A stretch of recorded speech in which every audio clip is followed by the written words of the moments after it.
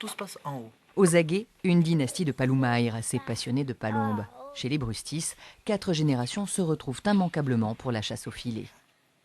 C'est les racines et ça ressource aussi, parce que ça ressource le fait d'être au milieu de la nature, sans bruit, sans rien. Ça ressource tout simplement, ça repose. Le gardien de l'histoire et de la tradition, c'est Gérard, le grand-père, 87 ans, et les mêmes gestes, la même patience depuis 74 ans.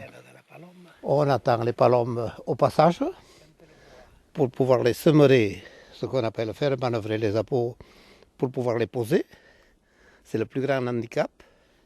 Parce que quand on a les palombes posées, on arrive certainement à avoir la chance quand même d'en faire descendre quelqu'une.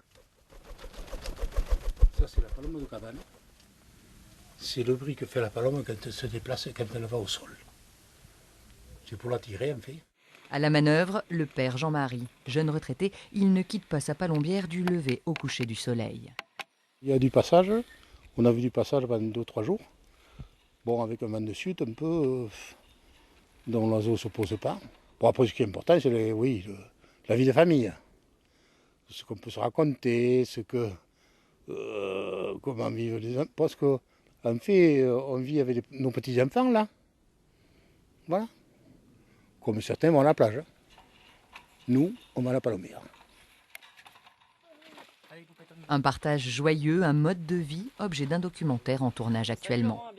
Ce que je veux montrer, c'est ça aussi, c'est effectivement la cohésion qu'il peut y avoir dans les familles de toutes les générations. Là, aujourd'hui, on avait 4 générations et c'est pas un hasard, c'est quelque chose qui est fréquent ici.